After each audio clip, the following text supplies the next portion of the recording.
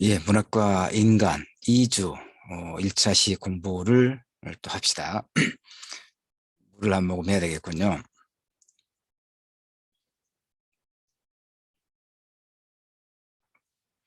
아, 2주는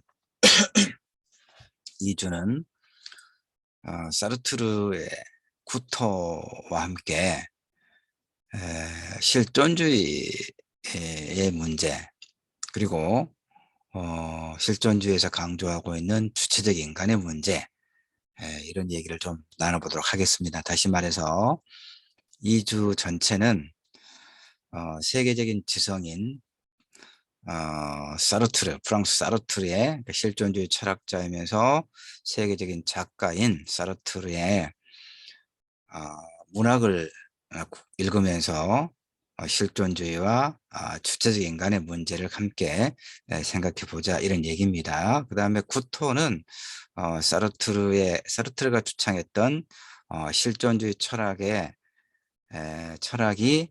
이제 문학적으로 소명된, 문학을 통해서 자신의 실존주의 철학을 어, 구성하고 있는 작품입니다. 구토 사르트르를 2주차에 좀 보도록 하겠습니다. 왼쪽에 이 그 파이프를 물고 있는 멋진 사람이 장폴 사르트르입니다. 장폴 사르트르, 프랑스의 실존주의 사상가이면서 작가입니다.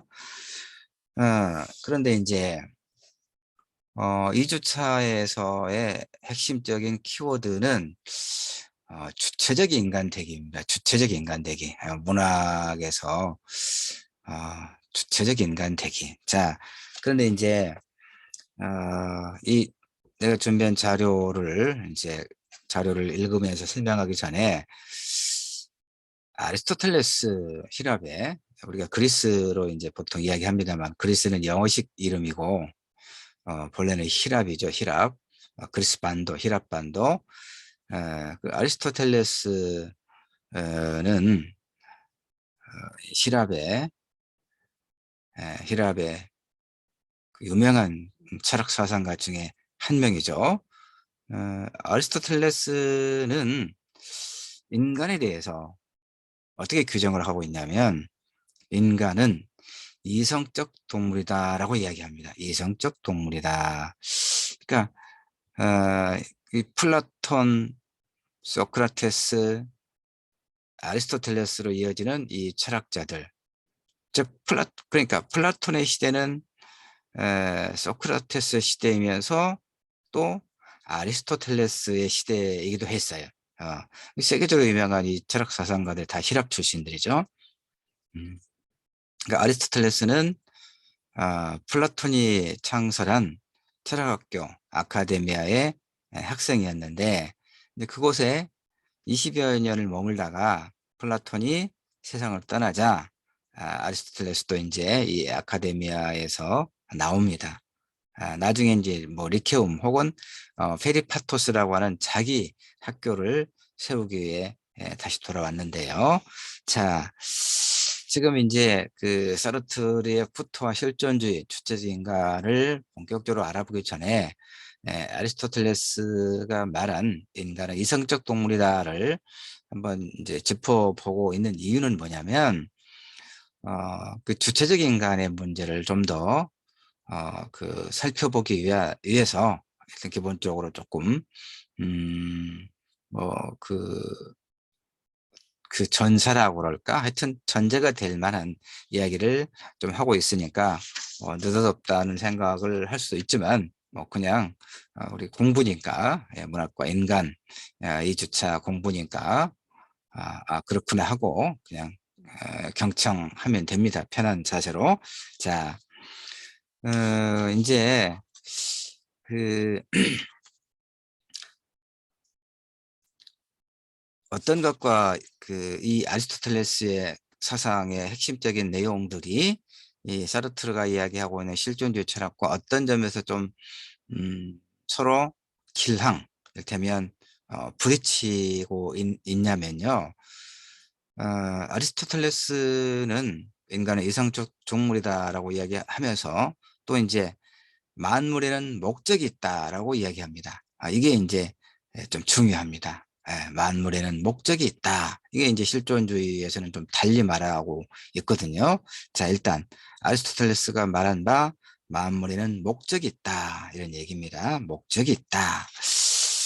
어, 이를테면 뭐 이런 거예요. 어떤 사물의 색깔이 변할 수는 있지만 그렇다고 그것의 존재가 없어지는 건 아니다. 실체는 여전히 존속한다. 이 실체의 중요성을 이제 강조하고 있는 것이죠. 실체의 중요성. 어, 이를테면 플라톤 같은 경우는 형상이 뭐 고차원적인 존재 영역으로 분리될 수 없다고 주장해요. 그러면서 형상을 현실 세계 밖이 아닌 그 안에 놓았단 말이에요. 그러니까 어떤 조각의 형상은 모종의 초월적 세계 속에 있는 것이 아니라 그 조각 안에 있다. 그리고 사물의 진료는 바로 이 형상에 따라서 모양을 갖추게 된다. 그래도 불구하고 어떤 한 조각에 대해 여러 복제품이 있을 수 있는 것처럼 상이한 사례들이 있을 수 있다는 점에서 여전히 형상은 뭐 보편적이다. 이렇게 이야기를 합니다. 아, 그러니까 지금 그러니까 아리스토텔레스의 이야기입니다. 지금. 그런데 그러니까 아리스토텔레스는 형상들이 서로 겹칠 수 있다. 그러니까 조각의 재료가 되는 구리 자체가 이미 모양을 갖추고 있다. 이렇게 생각을 했던 모양입니다. 그때는. 음. 다시 말해서 그래서 아리스토텔레스의 사상의 핵심은 인과론입니다. 인과론. 그러니까 사물 본성의 근거, 즉 사물이 존재하기 위한 필요 조건, 뭐 이제 진료인, 뭐 형상인, 그다음에 운동인, 뭐 이런 우리가 지금 히랍의 철학 사상가 아리스토텔레스의 그 어떤 철학 사상을 지금 깊이 있게 살피고 있는 건 아닙니다. 가볍게 설명을 좀 들으면 됩니다. 일단은 여러 번 이야기하고 있지만 사르트르가 주창한 이 실존주의가 무엇인가를 좀 더 명료하게 이해하기 위해서 그 전제로 아리스토텔레스가 이야기하고 있는 언명하고 있는 몇 가지 이야기들을 지금 설명하고 있는 겁니다. 인간은 이성적 동물이다. 그리고 만물에는 목적이 있다라고 하는 것이죠. 근데 아까 금방 이야기했지만 아리스토텔레스 사상의 핵심은 인과가 뭡니까? 원인과 결과죠.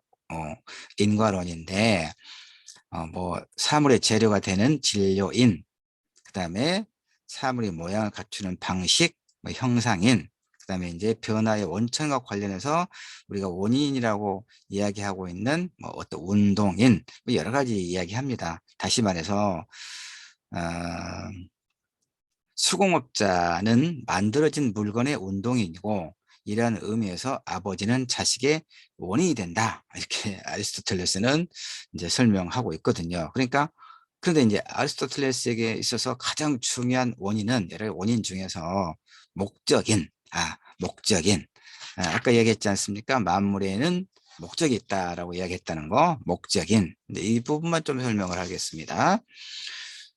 그러니까 그 무엇 때문에 어떤 일이 이루어진다고 할 때 그 무엇을 가리키는 게 이제 목적인입니다. 그러니까 예를 들면 아리스토텔레스는 건강해지기 위한 산보를 이제 예를 들어 설명하고 있습니다. 산책. 자, 건강은 산보의 목적이다 이런 얘기예요. 목적, 즉 텔로스라는 개념을 통해 아리스토텔레스는 사람의 의도적 행위뿐만 아니라 만물이 목적을 추구한다는 목적론적 견해를 적극적으로 입증하려고 했던 사람입니다. 알겠죠? 아리스토텔레스의 여러 사상 아리스토텔레스의 사상과 관련된 철학 사상과 관련된 다양한 이제 어떤 이론이라든가 설명 중에서 만물은 목적이 있다. 이 부분만 지금 강조해서 여러분이 그 주의해서 유의해서 이해를 하고 있기를 바랍니다.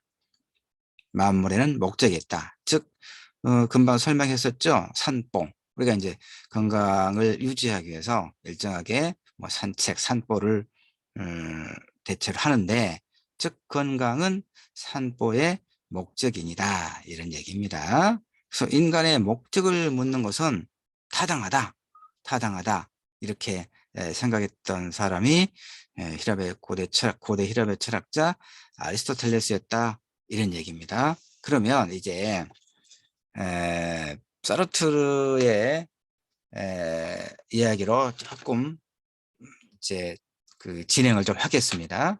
그러니까 고대 힐랍의 철학자였던 아리스토텔레스가 이야기한 만물에는 목적이 있다. 산보를 예를 들어서 산보는 그러니까 왜 산보를 합니까? 건강해지기 위해서. 자, 이것만 이제 여러분이 지금 기억해도 아무 문제 없습니다.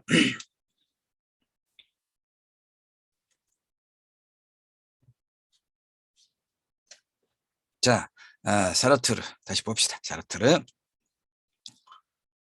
이제 뭐 그 전기적 사실로부터 시작을 합니다. 이 자료는 사르트르는 1905년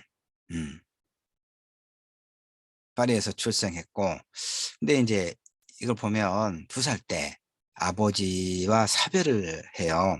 아버지가 이제 사르트르가 2살 때, 아주 어렸을 때 이제 어떤 연유인지는 내가 잘 모르겠는데, 그 기록과 이런 내가 찾아보지를 못해서 어쨌든 뭐 아버지와 사별을 합니다.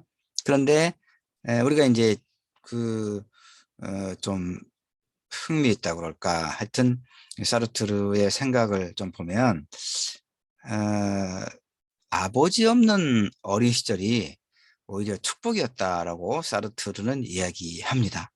왜 그러냐? 좋은 아버지란 이 세상에 존재하지 않는다. 좋은 아버지란 이 세상에 존재하지 않는다.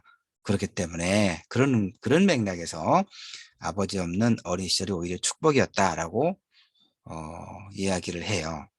이것은 이제 사르트르의 삶과 그 삶의 체험을 통해서 형성된 그의 실존주의 철학, 그리고 그런 철학 사상이 녹아 있는 그의 문학 작품을 이해하는 데 있어서 상당히 중요한 단서가 될 수 있어요. 자, 그래서 하여튼 2살 때 아버지와 사별을 하고 외조부 시 슈바이처의 슬하에서 자랍니다. 외할아버지죠. 예. 아프리카에서 나병 환자의 구제 사업을 벌여서 노벨 평화상을 받은 A 슈바이처는 사르트르 어머니의 사촌. 그러니까 이 그 외가가 상당히 음, 좀 그 공부도 많이 하고 또 어, 여러 가지 그 사회적인 활동을 많이 했던 저명한 그런 인물들이 많이 있는 그 집이었던 모양입니다. 사르트르의 외가가. 그래서 사르트르는 외할아버지의 커다란 서재에서 마음껏 책을 보는 등 이렇게 자유분방한 어린 시절을 보냅니다. 아버지가 일찍 돌아가신 덕분이라고 하기는 뭐 마땅치 않을 수 있습니다만, 어쨌든 뭐 그런 아버지 일찍 돌아가시고 외조부 밑에 슬라에서 자라면서 그때 그 시절에 이 외할아버지가 그 커다란 서재에 굉장히 많은 책을 가지고 오셨다는 것은 사르트르의 성장기에, 유년기에 굉장한 그 어떤 세계에 대한 지식을 습득할 수 있는 굉장히 좋은 환경이었다라고 우리가 볼 수 있겠죠. 그런데 또 사르트르가 11살 때 그의 어머니가 이제 재혼을 합니다. 아, 어, 그러니까 사르트르는 이제 자신의 능력으로 미래를 개척해 나가야 되는 그런 이제 또 어떤 상황이 되는 것이죠. 그런데 그 사르트르는 공부를 또 아주 잘했던 모양입니다. 파리의 명문 대학인 뭐 에콜 노르말 슈페리웨르 국립대학에 다닐 때 뭐 우리 식으로 이야기하면 뭐 좋든 싫든 뭐 서울대를 다녔던 모양입니다. 근데 이제 이런 좀 좋은 대학에 다니면 어떤 또 어떤 좋은 점이 있냐면 아 그 수재들과 같이, 그러니까 주변에, 그러니까 그런 사람들과 교류를 하고 사귀고 교류를 하고 평생 이제 그런 관계를 형성할 수가 있겠죠. 좋은 동료, 뭐 좋은 스승도 그렇고, 예, 그런 점이 이제 좀 좋은 측면은 있습니다. 그래서 하여튼 사르트르의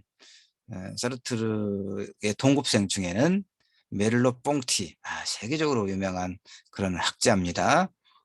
무니에, 아롱 이런 사람들, 특히 젊어서 극적인 생애를 마친 폴 리장과의 소년 시절부터의 교류는 그에게 굉장한 어떤 인상을 주었다 이런 얘기죠. 또 하나, 특히 이제 평생의 반려자가 된 시몬 드 보부아르와의 만남도 어, 여기에 아마 이 사진이 이 사진이 어, 지금 이 사르트르와 보보아르가 아닌가 지금 그럴 겁니다. 예, 내가 사진을 어, 자료를, 네. 그러니까 보보아르는 뭐냐면, 그러니까 이 사르트르와 보보아르는 이제 결혼을 했는데, 예, 대학 동창이죠. 뭐 동창인가? 하여튼 같은 대학에 다니면서 알게 된 이 보바르는 세계적으로 유명한 또 여성학자고 작가고 그러죠. 예. 근데 두 사람은 그 나중에 부부가 됐는데, 우리가 지금 생각하고 있는 그런 부부, 그러니까 많은 사람들을 불러서 이제 결혼식을 하고 또 아이를 낳고 살아가는 그런 형태의 부부가 아니라 소위 계약 결혼. 그러니까 부부는 부부인데 서로 서로의 삶에 간섭하지 않는 그런 소위 약속을 하고 이제 부부의 그런 관계를 맺은 겁니다. 그래서 세계적으로 그야말로 세기의 결혼, 이렇게 해서 또 이제 언론에 대사 특필되는 그런 이제 그런 사람들입니다. 이 사르트르와, 그러니까 평생 아이를 낳지 않았죠. 그것이 아까 제일 위에 좋은 아버지란 이 세상에 존재하지 않는다라고 하는 사르트르의 그런 평소의 생각의 어떤 영향을 많이 받았겠죠. 좋은 사람이 있으니까, 마음에 드는 사람이 있으니까 평생을 함께하기로 결혼했지만 아이는 낳지 않고, 그리고 또 상대방의 삶에, 배우자 서로 상대방의 삶에 일체 사생활에 개입하지 않는, 그러니까 어찌 보면 굉장히 이상적인 그런 어떤 결혼을 하고 그런 삶을 갖고 갔다는 것으로 우리가 생각할 수가 있습니다. 자, 그런데 또 이 사르트르는 모범생은 아니었던 모양이에요. 우리가 말했던 모범생, 이제 무슨 얘기냐면 대학에서 장학금을 받고 공부를 하면서도 학생들과 교수들을 멸시했고, 그러니까 우습게 봤던 모양입니다. 그래서 강의도 잘 듣지 않고, 또 단벌옷에 슬리퍼를 끌고 다니고, 주정뱅이로 보일 정도로 술을 많이 마셨다고 합니다. 좀 우리가 이런 걸 기행이라고 하죠. 예. 보통 우리가 이제 우리 대학에서 이런 친구가 있으면 어, 용 마땅치 않죠. 교수들이나 동료 학생들로부터 좀 마땅치 않은 좀 경원시되는 그런 사람일 터인데, 하여튼 사르트르는 또 그렇게 행동을 했나 봅니다. 그리고 또 일찍 22살에 소설을 썼던 모양이에요. 근데 이제 출판사로부터 어, 거절을 당하고, 출판 거절을 당하고, 하여튼 뭐 그 이때 작가 보부아를 만나서 아까 결혼, 이제 계약 결혼, 요 이야기 했죠. 결혼하지는 않았지만, 그러니까 정식으로 우리가 생각하는 것처럼 그런 방식이 아니라, 어찌 보면 이제 동거라고 해야 되겠죠? 결혼인데, 실제로는 결혼인데, 예. 그 다음에 이제 서로 자유를 위해서 자식을 같이 안았다고 하고, 사르트르가 이 학교를 수석으로, 보부아르가 차석으로 나란히 졸업하고, 둘 다 아주 뛰어난 세계적인 그런 작가입니다.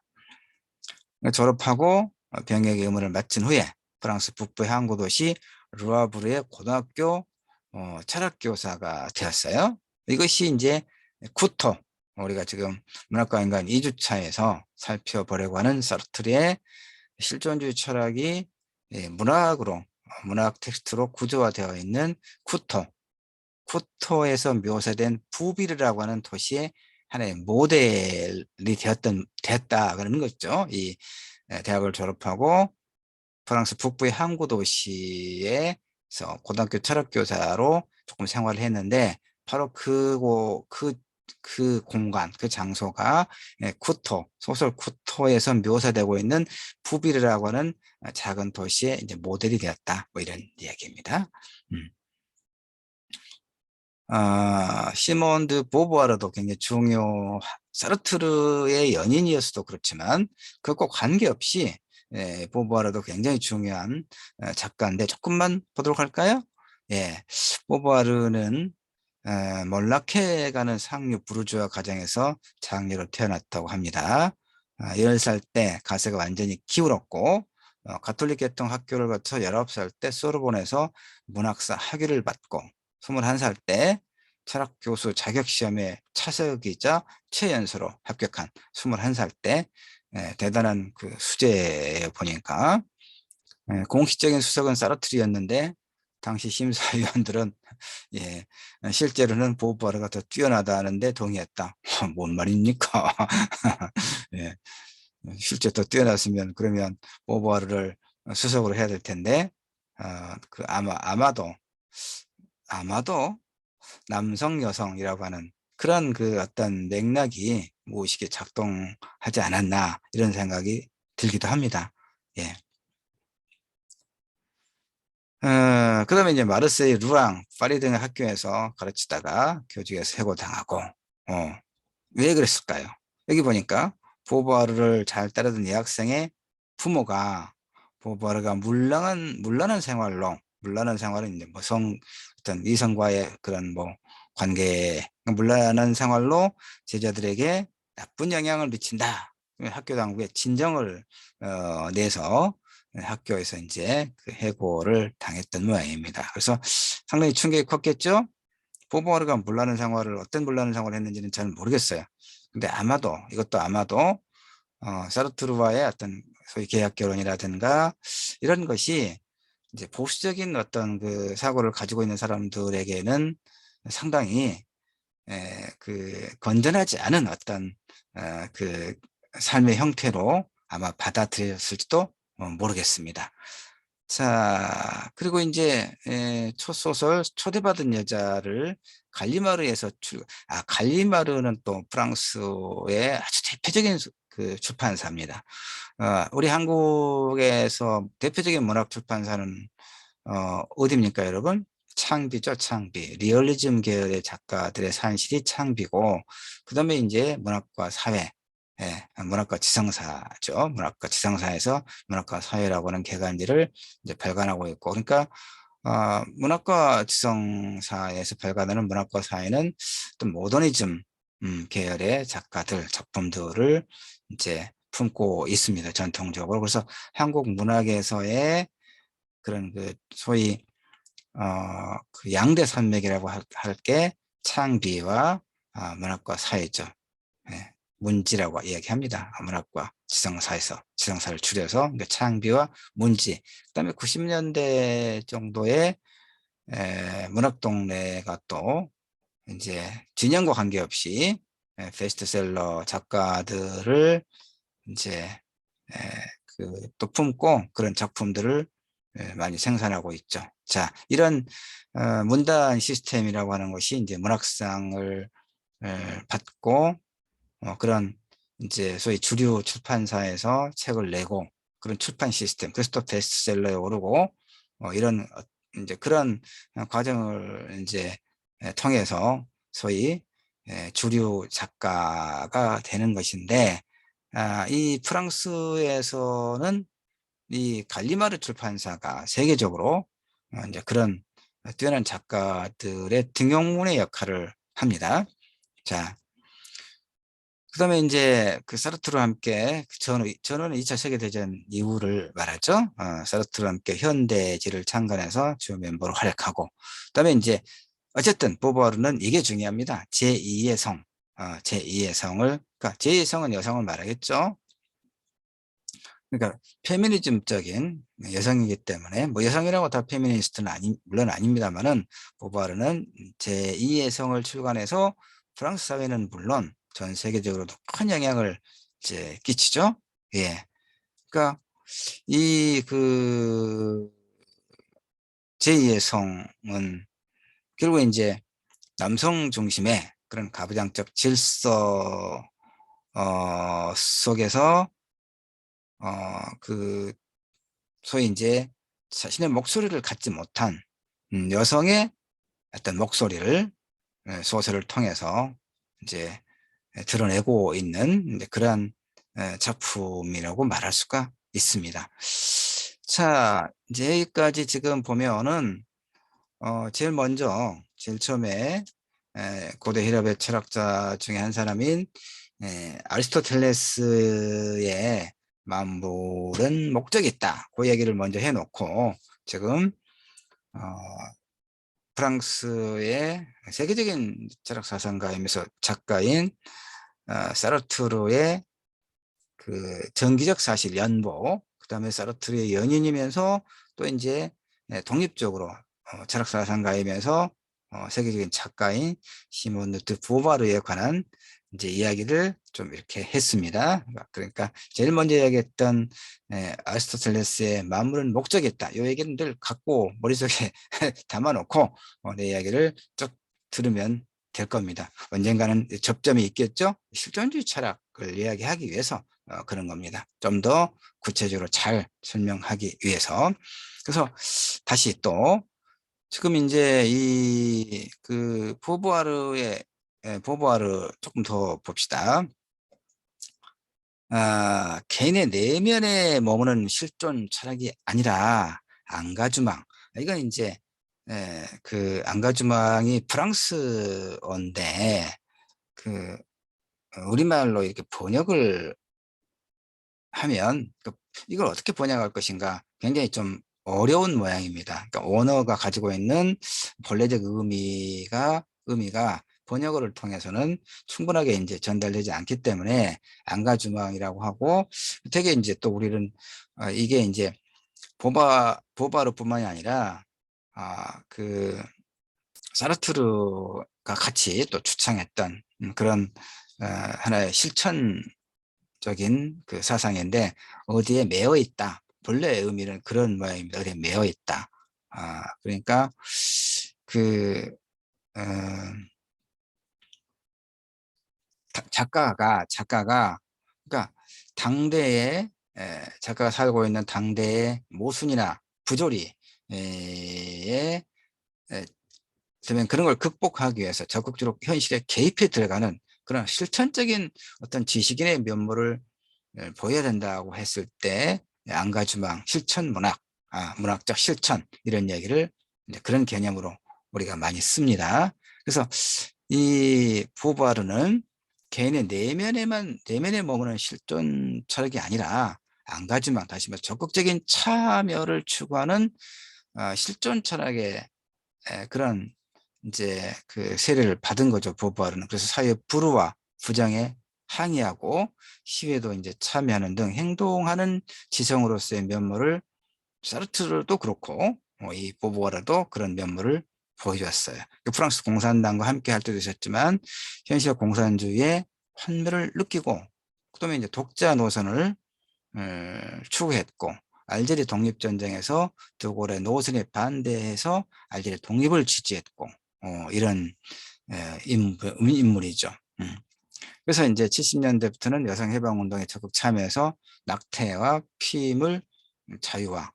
낙태도 이제 우리 한국 사회에서도 오랫동안 이제 문제가 됐던 것이죠. 그래서 헌법재판소에서는 이제 그 여성계에서는 뭐 낙태라기보다는 임신 중지 이렇게 이야기하죠. 여성의 여성이 자신의 몸에 대한 어떤 그 결정권을 갖도록 하는 것이 마땅하다라고 해서 이제 임신 중지 권리, 하여튼 그래서 한국 사회에서도 이제 하여튼 헌법재판소에서 일정하게 그런 어떤 권리를 인정하는 방향으로 아마 그 판결이 내려졌던 걸로 제가 알고 있어요. 다만 이제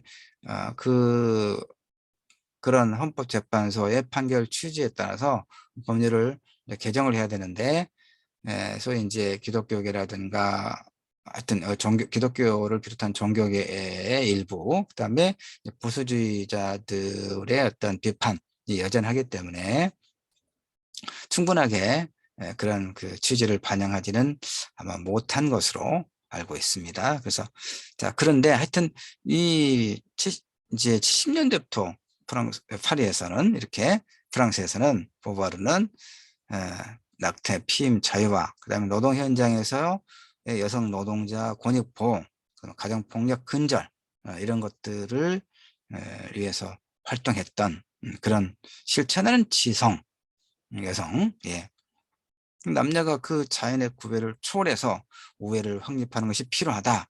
이것은 이제 그 나중에 또 우리가 그 한번 살펴보기로 했던 그 강의 요약서를 보면 있는데 소위 젠더 갈등 우리가 어, 젠더 갈등이라고 하는 그 문제와 관련해서 소위 이제 이대남들은 페미니즘에 대해서 여성 우월주의다. 그다음에 여성가족부가 바로 그런 여성 우월주의를 부추기고 그런 어떤 제도를 시행함으로써 남성들의 권리를 오히려 이제 침해하고 역차별 받는다. 이런 이제 생각들을 많이 가지고 있는 듯 보입니다. 그런데 그 소위 이제 레디컬 페미니즘, 급진적인 그런 그 운동 내부에서는 어,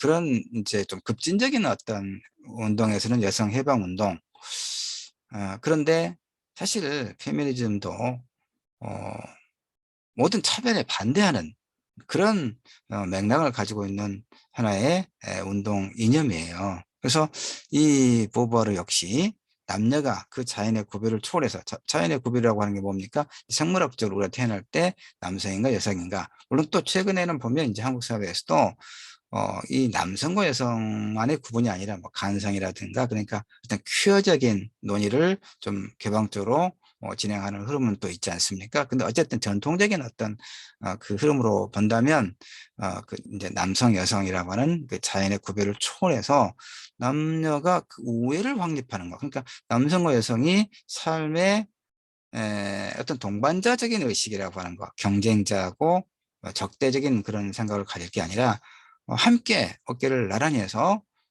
우리의 삶을 억압하는 것이 무엇인지 그걸 찾아내고 그것에 대해서 저항하는 그래서 그 건강하고 평화롭고 행복한 삶을 다 함께 추구하는 것 이것이 가장 바람직한 모습일 것인데 지금 70년대에 프랑스의 시몬드 드 보바르는 바로 그런 운동을 역설했던 것이죠. 그래서 이 제2의 성에서 가장 핵심적인 문장은 이거잖아요.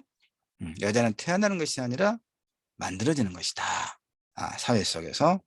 그래서 문명 전체가 수컷과 거세체는 여성을 말하죠. 이제 그 수컷과 거세치와의 중간 산물을 만들어내서 여성이라는 이름을 붙였을 뿐만 아니라 여자아이가 성이 되기 전부터 또 때로는 유년기부터 미성적으로 우리들 눈에 별개의 것으로 비춰지는 일이 있더라도 그것은 이해할 수 없는 본능이 여자아이를 태어날 때부터 수동성, 교태, 모생애에 어울리게 해버렸기 때문이 아니라 아이의 생활에 타인의 개입이 거의 당초부터 존재하며 아이는 처음부터 강제적으로 그 인생의 직분을 떠맡지 않으면 안 되게 되어버렸기 때문이다. 뭐 이렇게 제2예상에서 이야기하고 있습니다. 제2부 체험의 첫 부분에 나오는 글입니다. 지금 내가 인용해 놓고 읽었던 글은. 그래서 제2예성은 출간 한 주 만에 굉장히 많이 팔렸어요. 22,000 한 주 만에. 그 당시에. 예, 그래서 1993년에 나온 영역보는 200만 부 이상 팔리고, 까미는 나중에 페스트의 작가 까미는 프랑스 남성들을 조롱했다면서 이 책을 또 비난합니다. 교황청은 위험한 책으로 지목하고, 예전에 태어나는 것이 아니라 만들어지는 것이라는 이 보바리의 말은 제2해성 전체를 요약하는 그런 말이 되는 것이죠. 그런데 이 책에서 또 이렇게 이야기합니다. 조금 더 보바르의 이야기를 좀 더 합시다. 결국은 이 보바르도 뭡니까? 우리가 주체적인 인간이 되자라고 했을 때 보바르는 주체적인 여성, 그러니까 우리가 주체적인 인간이라고 했을 때 이제 보바르 같은 여성들이 보기에는 그 인간에는 여성은 없다는 얘기죠. 남성 중심의 그런 사고가 관철되고 있다. 그 얘기를 하고 있는 겁니다. 그런 생각을 하고 있고.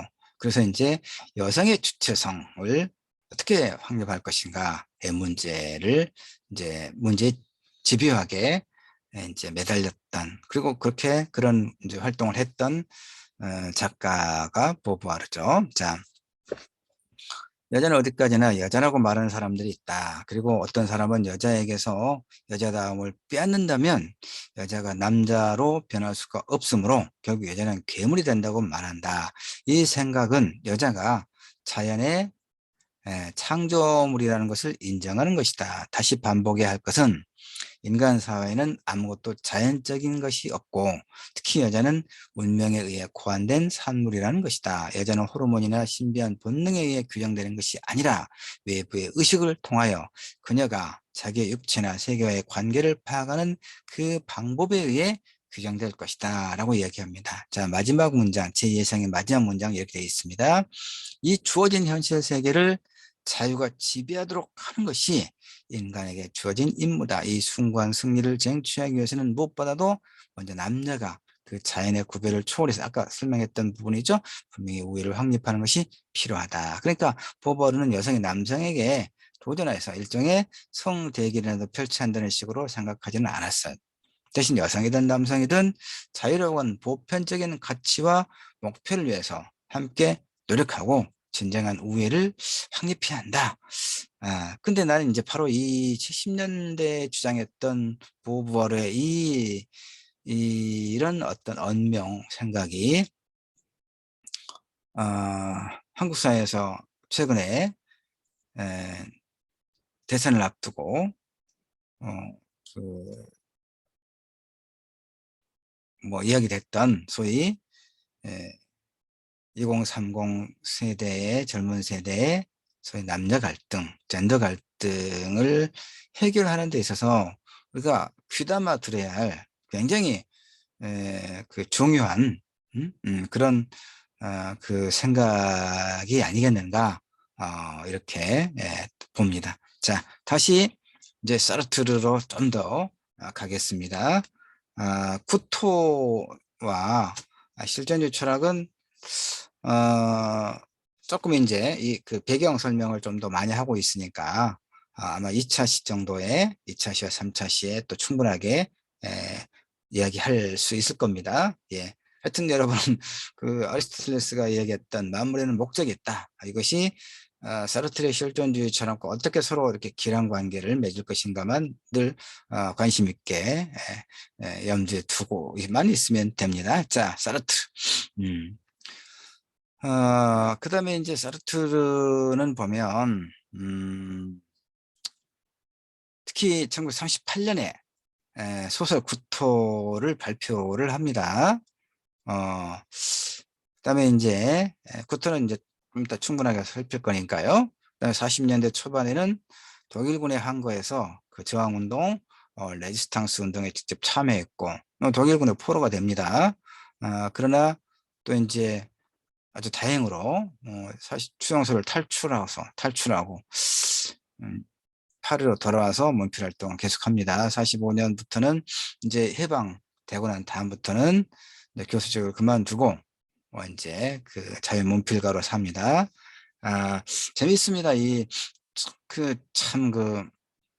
재밌다기보다는 굉장히 존경할 만한 그런 그 사람입니다. 이 보바르도 그렇지만 사르트르. 자, 사유재산제를 반대합니다. 집 대신 그래서 호텔에서 지내고 예, 카페에서 일하고 식당에서 식사를 하고 이거 이제 어떻게 그게 가능했겠습니까? 두 가지죠. 일단 결혼을 했지만 아이를 갖지 않는 것.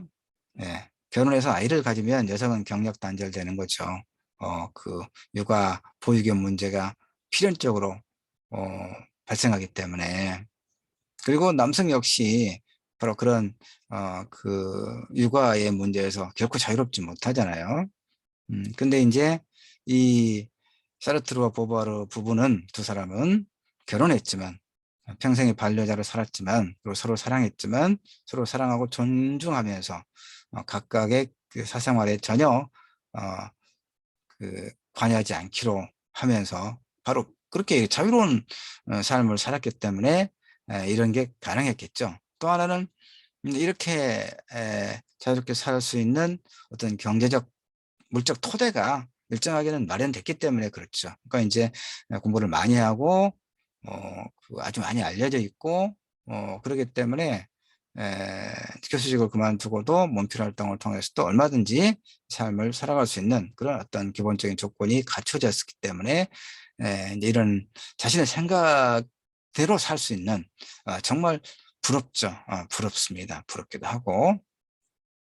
그다음에 이제 보바르와 마찬가지로 공산주의 운동에도 가담했지만 당을 떠납니다. 왜냐하면 이 이제 소비에트의 그 공산주의가 얼마나 비인간적이고 억압적인가 하는 것을 어, 깨달은 뒤에는 공산주의를 버립니다.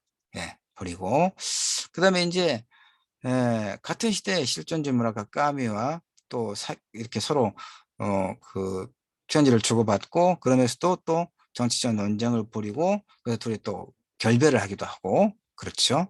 또 하나 특기할 만한 사실이 뭐냐면 1964년에 그 노벨 문학상을 수상을 이제 수상자가 됩니다. 이 사르트르가. 근데 노벨 문학상을 거절합니다. 그러니까 지금까지 노벨 문학상의 역사에서 이제 그 상을 거절한 사람이 두 사람이 있는데 한 사람은 지금 내가 언론 말에 떠오르지 않습니다. 하여튼 사르트르가 두 번째로 노벨 문학상인지 노벨상인지 모르겠지만 어쨌든 사르트르는 자신에게 주어진 노벨 문학상을 거절합니다. 거절한 이유가 뭐냐? 서구 작가들에게만 이 노벨상이 서구 작가들에게만 치우쳐 있어서 그 공정성을 잃었다라고 이야기하면서 나는 노벨상을 받지 않겠다라고 이야기합니다. 우리나라는 노벨상 수상자가 한 명도 없죠. 이제 김대중 대통령이 평화상을 하나 받았고 문학상은 전혀 받지 못했죠.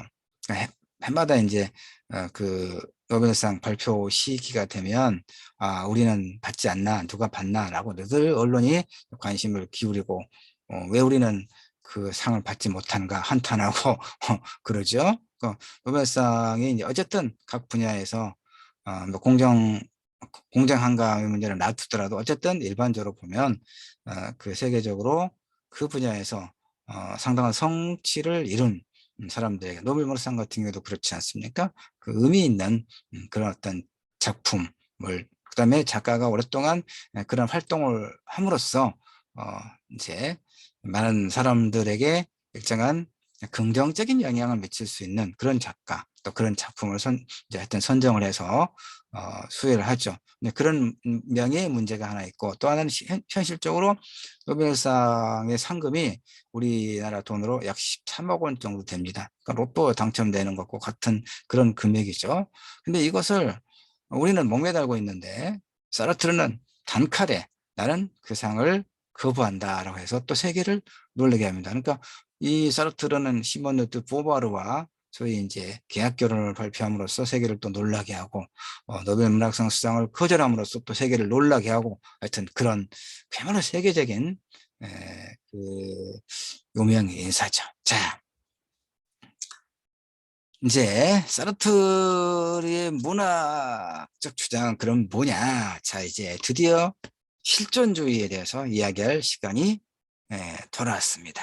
문학과 그다음에 실존주의와 주체적 인간. 자, 그런데 이제 시간이 사실은 거의 다 됐어요. 뭐 한 4분, 50분 단위로 지금 매 차시 수업 영상을 자료를 만드니까 한 4분 남았는데, 그래서 실존주의가 무엇인가를 이야기하기는 어렵겠죠. 그러니까 2차 시, 3차 시로 갈 테니까 이제 이 부분만 이야기를 하고 2조 1차 시는 일단 마무리를 하려고 합니다. 자, 사르트르의 문학적 주장은 뭐냐? 실존주의는 휴머니즘이다라고 이야기합니다. 그러면 이제 실존주의가 뭔지, 휴머니즘이 뭔지 이제 이걸 또 공부를 해야 될 텐데, 어쨌든 이제 그 문학자의 사회 참여, 그 작가의 사회 참여, 아까 안가주망, 그렇죠? 실천, 문학적 실천, 참여, 이걸 이제 안가주망. 자, 작가의 사회 참여는 그 이전에 소위 구토나 존재와 무, 이제 구토, 존재와 무, 이것이 이제 그 사르트르의 철학 사상인 실존주의를 이제 그 문학의 형식을 통해서 잘 드러내고 있는 작품이 구토와 존재와 무입니다. 그런데 이 작품들에서 볼 수 있었던 니힐리즘의 그림자가 짙은 세계관사의 비약을 니힐리즘이라고 하는 게 니힐리즘, 니힐, 이게 이제 허무주의를 말하죠. 그러니까 왜 허무주의를 일정하게 갖게 되느냐? 전쟁의 체험이죠. 전쟁, 2차 세계대전. 그러니까 인간의 이성을 믿었던, 이성에 대한 신뢰로서 근대적 개인의 발견, 그리고 자본주의 생산 양식, 이렇게 그 자연과학이 이제 발전하면서 인류의 문명의 역사가 발전해 갈 것으로 믿었던 서구의 지성사가 1차 세계대전 때 그 엄청난 어떤 사륙과 파괴에도 불구하고 또다시 2차 세계대전을 통해서 그런 사륙과 그 파괴가 재현되는 걸 보고 엄청난 절망에 빠지는 거죠. 인간의 이성을 신뢰할 수가 없는, 이게 이제 그럼으로써 이제 니힐리즘이라고 하는 허무주의가 전후 프랑스뿐만 아니라 이제 세계적으로 이렇게 지성사에 짙게 그 들이우게 됩니다. 그다음에 그다음에 그런데 이제 그러니까 구토나 존재와 무에서는 니힐리즘의 그림자가 짙게 드리워져 있었는데 1946년에 발표한 실존주의는 휴머니즘이다라고 하는 책에서는 일정하게는 그걸 넘어섰다, 이런 얘기죠. 휴머니즘은 결국은 인간에 대한 신뢰를 바탕으로 하는 것이기 때문에 그렇습니다. 예. 전후부터 오늘날에 이르는 사르트르의 발자취는 이른바 사회 참여, 참여, 실천적 지식인, 그런 얘기입니다. 특히 이제 40년대부터 50년대에 걸쳐 그런 그때까지의 개인주의적인 실존주의에 의한 사회 참여 한계를 인정하면서 더 경향적인 입장은 이제 일정에는 이데올로기적으로 사회주의 쪽에 조금 이렇게 그 기울어졌다, 뭐 이런 이야기죠. 그래서 이제 전쟁 중에도 많은 또 작품을 이렇게 발표를 하지요. 예. 그다음에 이제 여기까지 해야 되겠어요. 여기까지 하고 조금 쉬었다가 또 2차 시로 넘어가서 이제